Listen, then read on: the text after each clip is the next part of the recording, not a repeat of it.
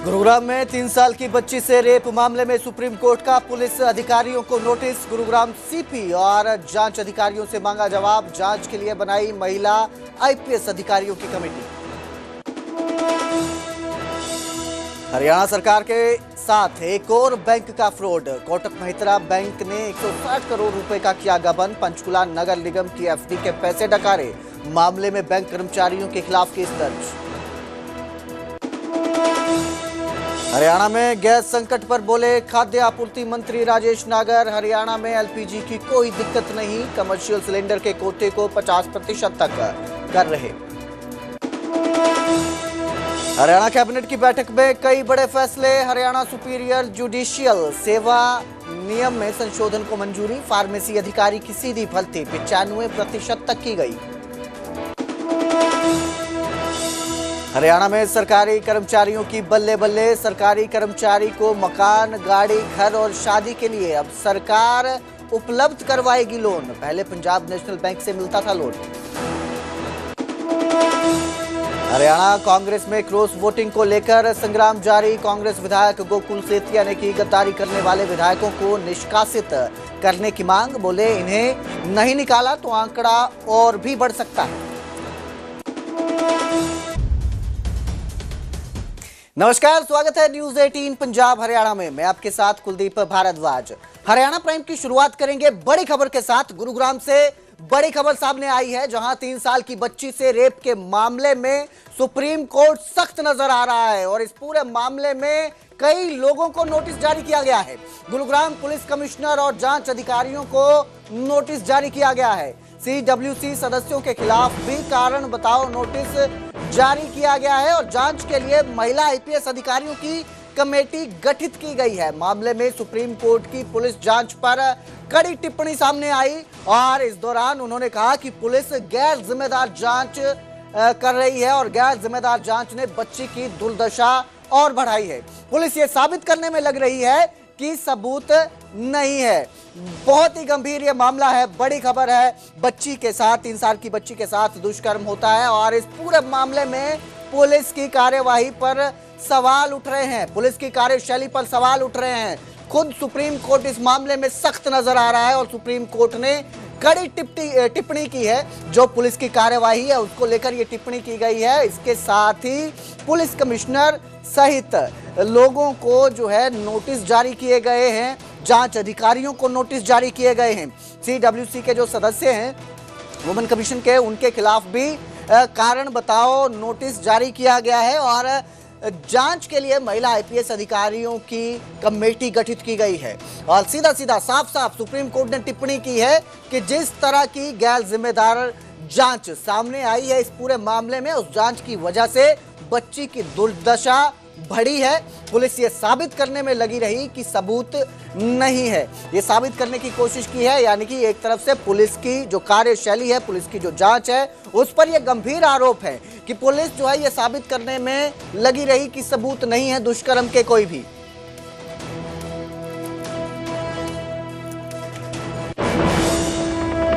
और अब जिक्र महेंद्रगढ़ का करेंगे, जहां करोड़ों रुपए की सरसों गायब हो जाती है। हैफेड के गोदाम से 5531 क्विंटल सरसों गायब हो गई।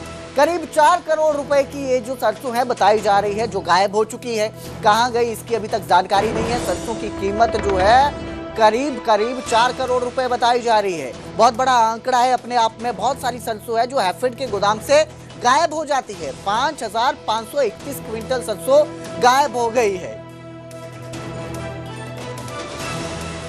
तो हैफेड के जिला प्रबंधक की शिकायत पर केस दर्ज किया गया है। स्टोर कीपर के खिलाफ FIR दर्ज हुई है। वहीं पुलिस की प्राथमिक जांच में बड़े घोटाले की आशंका जो है वो जताई जा रही है।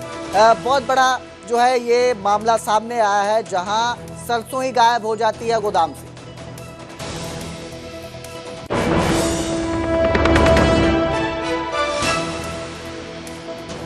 पार्टी का स्टॉक इशू हो रहा था तो उनका मैसेज आया कि यहाँ स्टॉक कुछ कम लग रहा है। तो उसी टाइम मैं वहाँ गोडाउन पर गया और साथ में जो अपनी PV टीम होती है कंस्टिट्यूट करके वहाँ बुलाया। तो वहाँ सरसों और बारदाना कम मिले। कितनी सरसों जो कम है आपको जब आपके पास चेक किया? 5531 क्विंटल लगभग सरसों कम मिली और 26 बेल बारदाने कम मिली। और इसकी तो कॉस्ट की बात करें, कितनी कॉस्ट? ये दोनों मिला के लगभग 4 करोड़ 23 लाख समथिंग। तो ये जो सामान जो आपका जो कम हुआ है, कितने समय में जो कम हुआ आपने पता किया हो, इसके खिलाफ आपने? अभी ऋषिदेव एफआई था वहाँ पोस्टेड, तो उसकी एफआईआर दर्ज करा दी गई है और इन्वेस्टिगेशन चल रही है, पुलिस इन्वेस्टिगेशन कर रही है। तो अभी तक कहाँ पे कभी कुछ बरामद हुआ है इस बात? नहीं, वो एफआईआर दर्ज करा दी गई है सर और इन्वेस्टिगेशन चल रही है। तो मेरे सहयोगी सुशील शर्मा इस खबर पर ज्यादा जानकारी के साथ हमारे साथ जुड़े हैं। सुशील, बहुत बड़ा ये घोटाला सामने आ रहा है। एक तरफ से जो सरसों है वो गोदाम से ही गायब हो जाती है। सवाल ये है कि गोदाम में कोई स्टोर कीपर भी रहा होगा। किस तरह से ये खुलासा सामने आया और स्टोर कीपर को क्या पता ही नहीं चल रहा है कि सरसों गायब हो रही है?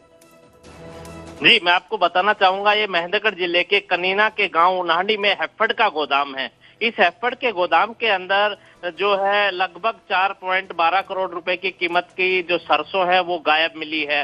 और जो वहां से जो बारदाना जो होता है, जिसके अंदर कट्टों के अंदर जो भर करके भेजा जाता है, सरसों की जो फीड है वो भेजी जाती है, उनको लगभग 11 लाख रुपए का जो बारदाना गायब मिला है। इन सभी चीजों को लेकर के जो उनके अधिकारी हैं उन्होंने पुलिस में शिकायत दी, उसके आधार पर पुलिस ने मामला दर्ज किया गया है। इसके पीछे जो सारा है कि एक वहाँ पे जो स्टोर कीपर था, तो स्टोर कीपर की सारी वो बताई जा रही है कि उनके खिलाफ एफआईआर दर्ज है।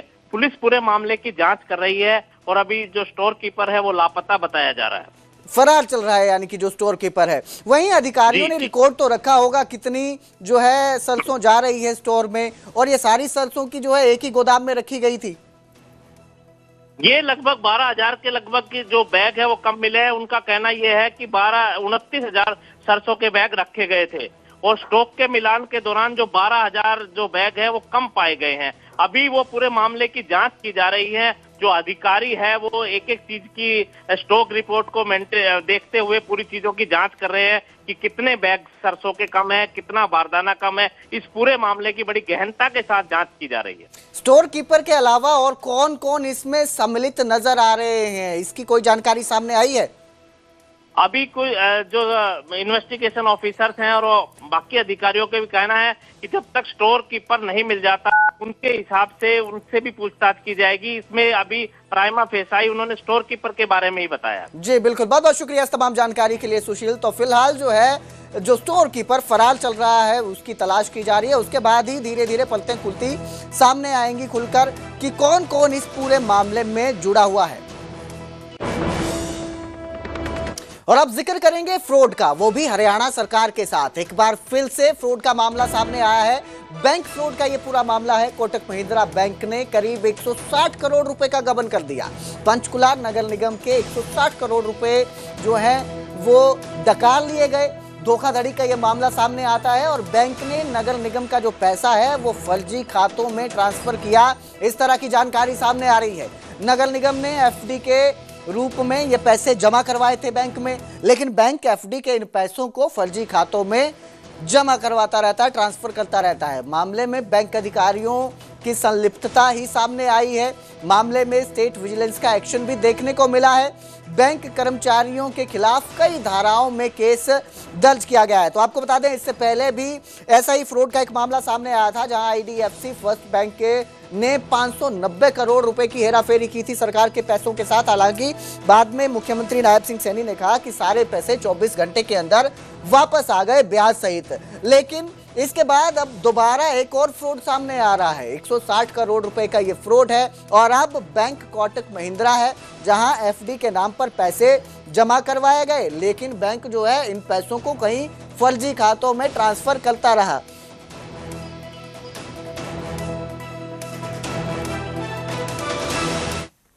हरियाणा के खाद्य आपूर्ति मंत्री राजेश नागर से न्यूज 18 ने खास बातचीत की और हरियाणा में पेट्रोल डीजल को लेकर उनसे बातचीत की कि किस तरह के हालात हैं, क्या स्थिति हरियाणा में देखने को मिल रही है। जिस पर राजेश नागर ने कहा कि हरियाणा में पेट्रोल डीजल की कोई कमी नहीं है, साथ ही एलपीजी गैस को लेकर भी राज्य में किसी तरह की दिक्कत नहीं है।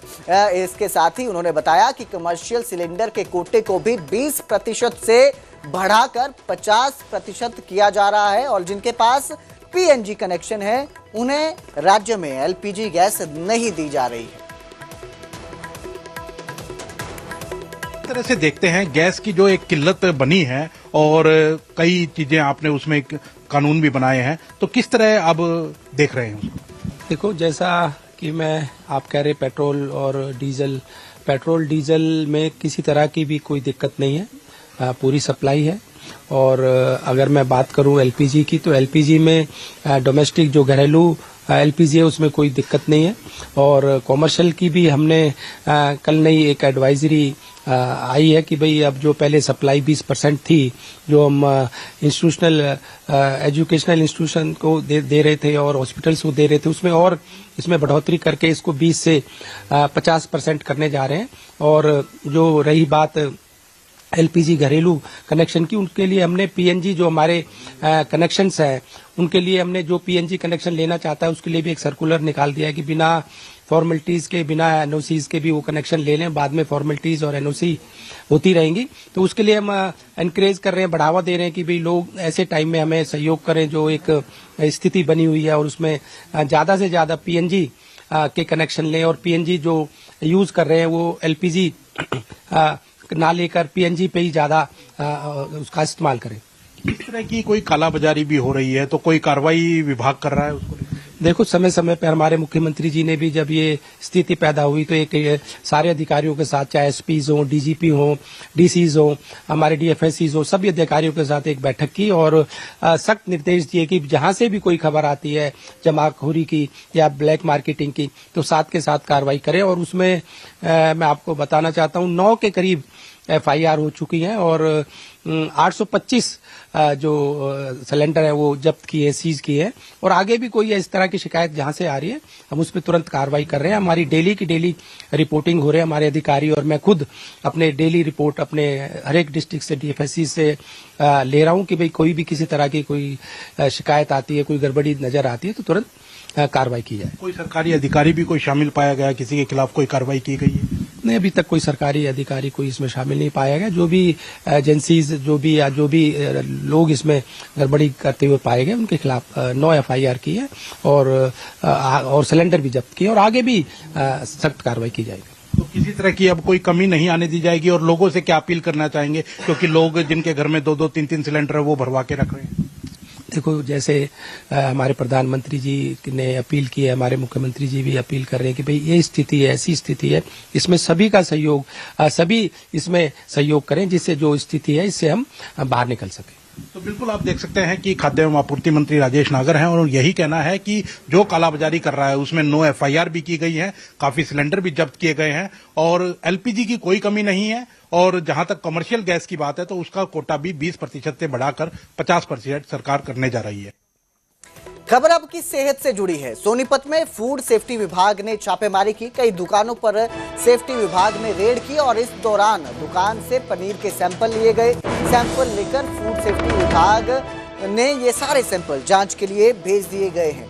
दरअसल जिस तरह से नकली पनीर मार्केट में फैल रहा है और नकली पनीर के मामले सामने आ रहे हैं, उसको लेकर फूड सेफ्टी विभाग जो है वो अलर्ट नजर आ रहा है और इसी के चलते सोनीपत में पनीर और मटर के सैंपल लिए गए और इन सैंपल्स को जांच के लिए लैब भेजा गया है। और इसके साथ ही जब ये रेड डाली गई तो कई जगह पर जो लोग पनीर और मटर बेच रहे हैं उनके पास लाइसेंस भी नहीं मिले। इसको लेकर भी कार्रवाई की गई।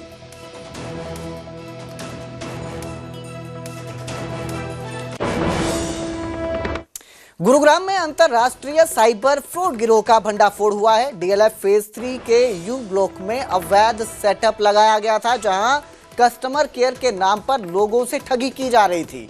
ये लोग ओटीपी और बैंक डिटेल लेकर शिकार बनाते थे लोगों को अपना। और इस पूरे मामले में पुलिस ने एक आरोपी को गिरफ्तार किया है, जिनसे 5 सिम बॉक्स और 504 सिम कार्ड भी बरामद हुए हैं। तो ये अंतर्राष्ट्रीय गिरोह था, जो साइबर गिरोह था, लोगों को अपना शिकार बना रहा था, लोगों को कॉल करता था कस्टमर केयर बनकर और फिर उनसे OTP और जो निजी जानकारी है उनसे जुटाकर उनके साथ ठगी करता था। और अब पूरे मामले में एक आरोपी को गिरफ्तार कर लिया गया है पुलिस की तरफ से। और इन्होंने अवैध सेटअप लगाया हुआ था, अवैध सेटअप के जरिए कस्टमर केयर के नाम पर लोगों को ठगते थे ये लोग जो थे। फिलहाल आरोपी से 5 सिम बॉक्स और 504 सिम कार्ड बरामद हुए हैं। 2 अलग अलग कमरों के अंदर 5 सिम बॉक्स, जिनके अंदर 32 सिम पोर्ट एंटीना और 8 राउटर, 18 बैटरी, 3 UPS और कुल 504 सिम जो कि एयरटेल और वोडाफोन की थी बरामद की गई। इसमें साइबर पुलिस स्टेशन वेस्ट की टीम के द्वारा आगामी कार्रवाई करते हुए कासगंज उत्तर प्रदेश में रेड की गई, जहां से एक आरोपी जिसकी पहचान राहुल कुमार जो कि कासगंज उत्तर प्रदेश का रहने वाला है उसके रूप में हुई। आरोपी की पूछताछ में ये सामने आया कि आरोपी नोएडा के अंदर टैक्सी चलाता है और इसके किसी अन्य साथी के माध्यम से वो फिलीपींस के किसी व्यक्ति के संपर्क में आया था और उसी की डायरेक्शन के अकॉर्डिंग नोएडा के अंदर उसके पास ये सामान पहुंचा था। देश भर में नवरात्रों की धूम है और माता की आराधना के साथ भक्त मंदिरों में पहुंचकर पूजा अर्चना कर रहे हैं। इसी कड़ी में करनाल में भी बड़ी संख्या में मंदिरों में भक्त पहुंच रहे हैं। मंदिरों में लंबी लंबी कतारें भक्तों की देखने को मिल रही हैं।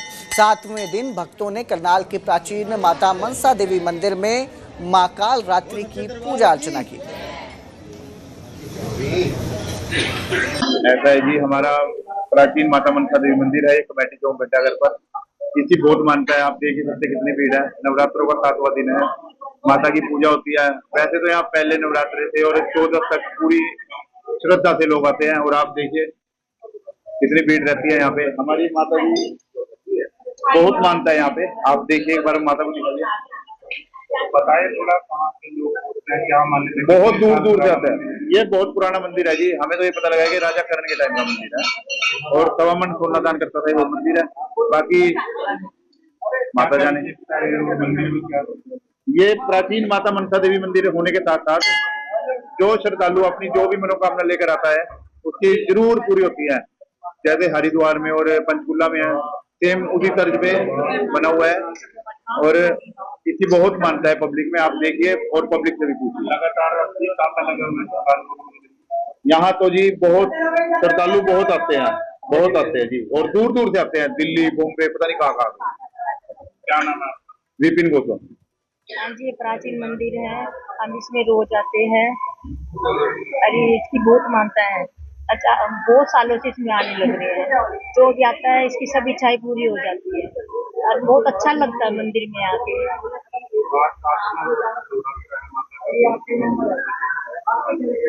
7वीं नवरात्र में पूजा करके माता का बहुत ही अच्छा दिन है। जो भी इसकी पूजा करता है माता की, उसकी सब इच्छाएं पूरी हो जाती है। क्या मान्यता है? मंदिर की बहुत मानता है। उधर राज्यसभा चुनाव में क्रॉस वोटिंग के बाद कांग्रेस के अंदर भूचाल देखने को मिल रहा है। लगातार इस पर घमासान हो रहा है और अब कांग्रेस के बागी विधायकों पर गोकुल सेतिया का बड़ा बयान सामने आया है। उन्होंने कहा कि पार्टी से गद्दारी करने वालों के खिलाफ कार्रवाई होनी चाहिए। इसके साथ ही पार्टी के खिलाफ चलने वालों को निष्कासित कर दिया जाना चाहिए। जिन विधायकों के वोट रद्द हुए उनका नाम भी उजागर किया जाना चाहिए। आपको बता दें, अब तक 5 विधायकों के नाम सामने रखे गए हैं, सार्वजनिक किए गए हैं, जिन्होंने क्रॉस वोटिंग की है। और अब जो विधायक है गोकुल सेतिया, उन्होंने कहा है कि जिनके वोट रद्द हुए हैं उनके नाम भी सबके सामने आने चाहिए।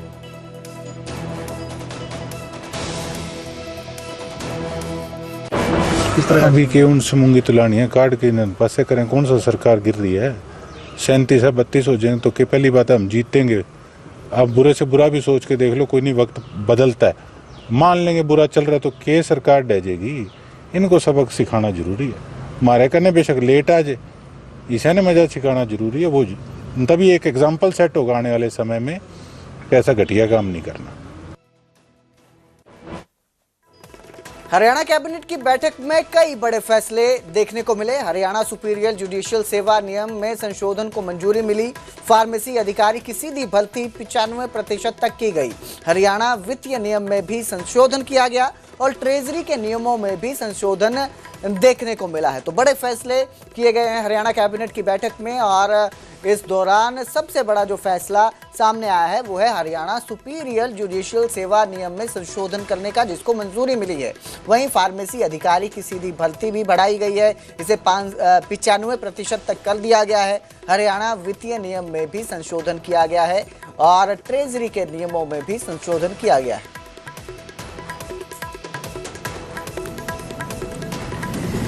इस जुडिशियल सेवा नियम 2007 में संशोधन को मंजूरी आज कैबिनेट द्वारा दी गई है।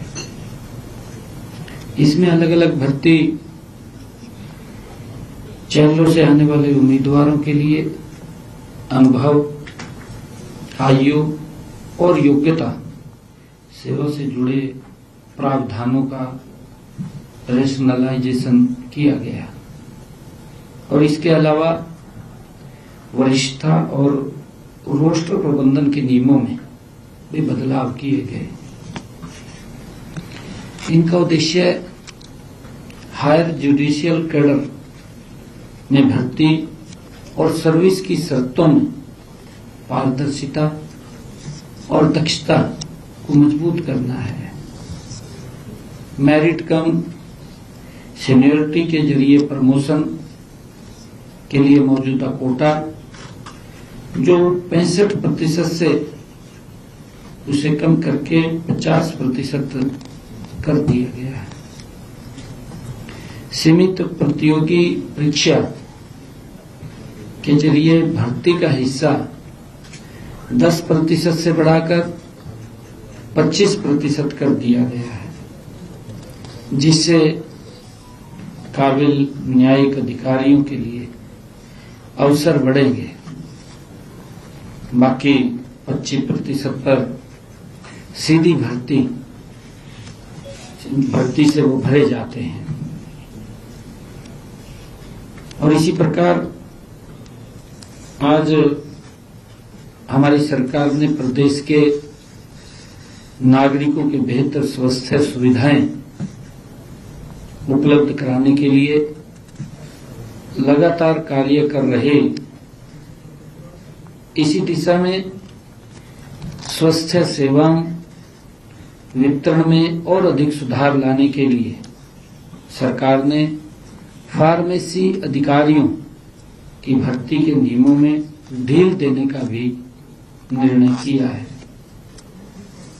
बी फार्मेसी डिग्री में 6 माह के प्रशिक्षण की अवधि को शामिल किया गया है।